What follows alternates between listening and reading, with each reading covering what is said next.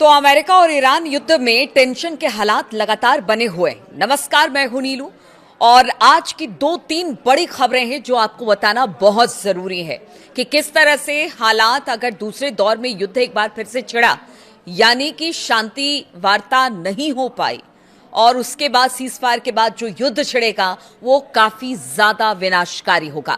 America के राष्ट्रपति इसी बीच एक बड़ा बयान अमेरिका के राष्ट्रपति ने दिया है, क्योंकि जब उनसे पूछा गया कि क्या आप परमाणु हथियारों का इस्तेमाल करेंगे ईरान के खिलाफ, तो उन्होंने कहा कि नहीं, मैं नहीं करूंगा। और इस वक्त की बड़ी खबर यह कही जा रही है, क्योंकि अब तक यही कहा जा रहा था कि जब लगेगा अमेरिका को कि वो ईरान को अब नहीं झुका पा रहा है तो हो सकता है कि परमाणु हथियारों का इस्तेमाल अमेरिका करे। लेकिन अब डोनाल्ड ट्रंप ने एक पत्रकार के सवाल के जवाब में कहा कि नहीं, किसी तरह के परमाणु हथियारों का इस्तेमाल ईरान पर नहीं किया जाएगा और सिरे से इस बात को खारिज किया। उन्होंने कहा कि वो ईरान के खिलाफ युद्ध में परमाणु हथियार का इस्तेमाल नहीं करेंगे।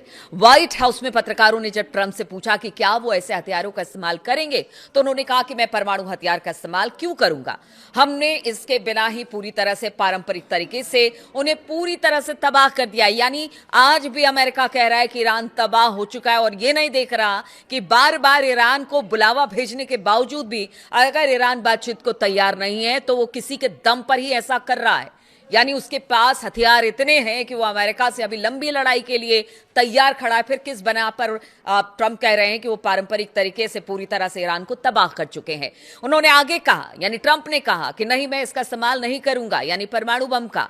किसी को भी परमाणु हथियार का इस्तेमाल करने की इजाजत नहीं दी जानी चाहिए, ऐसा खुद ट्रंप ने कहा है। लेकिन ट्रंप की कथनी और करनी में बहुत ज्यादा फर्क दिखाई देता है और ट्रंप बार बार कुछ कहते हैं और करते कुछ हैं। यानी अमेरिका का रुख क्या होगा किसी को नहीं पता, और यही वजह है कि आज इस तरह की स्थिति पूरे मिडिल ईस्ट से लेकर पूरी दुनिया में बनी हुई है।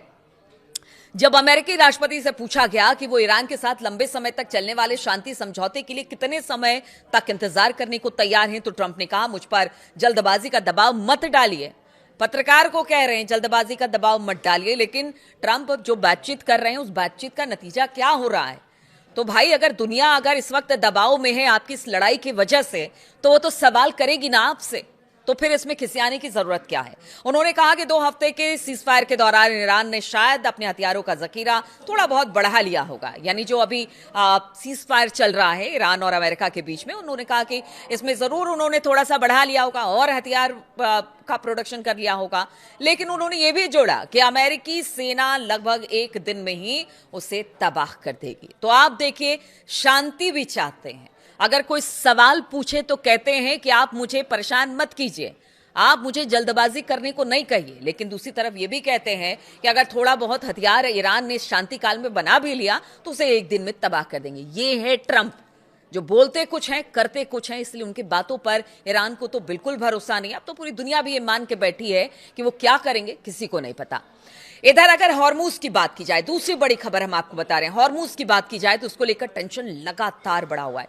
डोनाल्ड ट्रंप ने अमेरिकी सेना को आदेश दिया है कि हॉर्मूज जो स्ट्रीट है वहां पर जितने भी बारूदी सुरंगें बिछाने वाले ईरानी बोट्स हैं उनको गोली मारकर उड़ा दिया जाए। ट्रंप ने अपने ट्रुथ सोशल प्लेटफॉर्म पर इस बात की घोषणा करते हुए कहा कि आदेश सभी नावों पर लागू होता है, चाहे वो कितनी भी छोटी क्यों ना हो, उसको उड़ा दीजिए जो भी वहां पर बारूदी सुरंग बिछा रहा है। उन्होंने यह भी दावा किया कि ईरानी नौसेना के सभी जहाजों को डुबो दिया गया है और जो बचे हुए हैं उनको भी डुबो दिया जाएगा। ट्रंप ने यह भी कहा कि समुद्र से बारूदी सुरंग हटाने वाली अमेरिकी जहाज इस इलाके में पहले से ही काम कर रहे हैं। ट्रंप का पोस्ट ऐसे समय में आया जब अमेरिकी सेना ने ईरानी तेल से जुड़े एक और टैंकर को जब्त कर लिया है। इस घटना ने तेहरान के साथ साथ जो हॉर्मूज स्ट्रेट है उसमें तनाव को और बढ़ा दिया है। ट्रंप ने आगे कहा कि अमेरिकी माइन स्वीपर इस समय जल डमरू मध्य को साफ करने में जुटे हुए हैं और इसके साथ ही उन्होंने ये भी बताया कि कोशिशों को 3 गुना ज्यादा तेजी से जारी रखने का आदेश मेरी तरफ से दे दिया गया है। लेकिन ईरान के रिवोल्यूशनरी गार्ड यानी आईआरजीसी की नेवी ने अमेरिका और इजराइल के साथ युद्ध शुरू होने के बाद हॉर्मूज जल डमरू मध्य यानी कि स्ट्रेट ऑफ हॉर्मूज में बारूदी सुरंगें बिछाई हैं और उनका कहना अब भी बारूदी सुरंगें हैं। ट्रंप चाहे कुछ भी कर ले, लेकिन जो बारूदी सुरंगें बिछाई गई है उसे जो भी जहाज आएगा उनको तो हम उड़ा देंगे। आईआरजीसी ने तो ये तो साफ कर दिया है। फिर ट्रंप का जो दावा है, अगर वाकई में बारूदी सुरंग उन्होंने खत्म कर दिया है, तो क्या वजह है कि वहां से जहाजें अलग अलग देशों की नहीं निकल रही है? लोगों को डर लग रहा है, देशों को डर लग रहा है कि अगर यहां से जहाज निकाली जाएगी तो उनको उड़ा दिया जाएगा।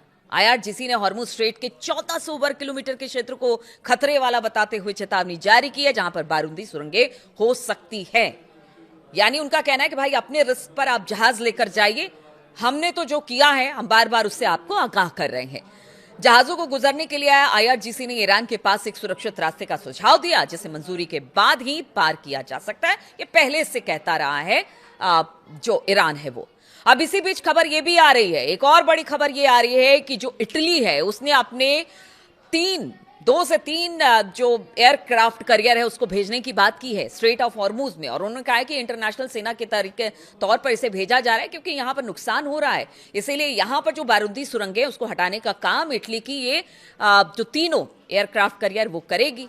अब ऐसे में सोचिए कि इटली अपने रिस्क पर ही एयरक्राफ्ट करियर भेज रहा है, क्योंकि अमेरिका एक तरफ तो कहता है कि वो जहाजों को प्रोटेक्शन देगा, वहां से निकालेगा, लेकिन बाद में कहता है भाई अपने अपने सामान को आप खुद ही देख लीजिए कैसे करना। अब इटली अगर साथ में आ रहा है तो फिर इटली ही जाने कि उसका क्या होगा, क्योंकि आईआरजीसी ने तो कह दिया है कि अगर बिना हमारी इजाजत के कोई भी जहाज निकलता है तो फिर उसको उड़ा दिया जाएगा। अब चौथी और महत्वपूर्ण खबर आपको बताते हैं। इजराइल जो उसके विदेश मंत्री हैं उन्होंने एक बयान दिया है, और ये बयान बहुत बड़ा है। देखिए, हम बार बार कहते रहे हैं कि अमेरिका तो एक बार को बातचीत करता है, लेकिन इस बातचीत को पलीता लगाने का काम इजराइल करता है। और इजराइल के विदेश मंत्री ने बड़े ही मतलब खुले तौर पर कह दिया है कि देखिए ऐसा है कि दूसरे दौर का जो युद्ध होगा उसमें ईरान को बहुत नुकसान होगा। उसके जो ऊर्जा संयंत्र है या फिर उसके जो जितने भी परमाणु संयंत्र हैं उसको निशाना बनाया जाएगा और बिल्कुल ब्लैकआउट कर दिया जाएगा ईरान में। यानी दूसरे दौर की लड़ाई के लिए इजराइल तैयार है, और कहना है उसका कि अमेरिका बस हाँ भरे और हम दूसरे दौर की जो लड़ाई होगी उसमें हम तबाही मचा देंगे ईरान में। आप समझिए, एक तरफ तो शांति वार्ता की बात हो रही है कि किसी तरह से ये लड़ाई खत्म हो, पूरी दुनिया चाहती है, लेकिन दूसरी तरफ इजराइल इस तरह के बयान दे रहा है। अब इसके क्या मायने निकाले जाए। लेकिन देखिए, ईरान ने भी कह दिया है कि इस बार जो लड़ाई होगी उसमें ऐसे वेपन्स निकाले जाएंगे, ऐसे ऐसे मिसाइलें होंगी जिसको सोच पाना भी मुश्किल है। उन्होंने कहा है कि अभी तक तो हमने अपने हथियारों को सामने रखा ही नहीं है। ऐसे में अगर दूसरे दौर की लड़ाई होती है तो कितनी विनाशकारी होगी, और इसी को लेकर पूरी दुनिया डरी हुई है। पूरी दुनिया डरी हुई है कि नहीं, ये दूसरे दौर में लड़ाई नहीं जानी चाहिए, इसको यही समाप्त करना चाहिए, ये शांति वार्ता आगे बढ़नी चाहिए। क्योंकि अगर स्थिति खराब होती है, इधर देखिए अमेरिका भी लगातार अपने जंगी जहाजों के बेड़े को आगे बढ़ा रहा है, फारस की खाड़ी और ईरान के आसपास डिप्लॉयमेंट कर रहा है। तो बातचीत की बात तो करते हैं ट्रंप, लेकिन इजराइल जिस तरह से कह रहा है कि वो ईरान को तबाह कर देगा, बस अमेरिका के हाँ कहने का इंतजार है, तो इसे शांति वार्ता कैसे होगी। और ईरान ने तो पहले ही कह दिया है कि इस बार तो ऐसा कुछ होगा जिसमें पूरे के पूरे जो अरब मुल्क हैं वो तबाह हो जाएंगे, बर्बाद हो जाएंगे, डिजिटल ब्लैकआउट कर दिया जाएगा। इस पर भी आपको एक वीडियो जरूर बनाकर बताऊंगी कि किस तरह से ये डिजिटल ब्लैकआउट की बात ईरान कह रहा है। क्या है ये डिजिटल ब्लैकआउट और किस तरह से पूरे अरब मुल्क को इससे नुकसान होगा, क्योंकि अंतिम हथियार यही है ईरान का।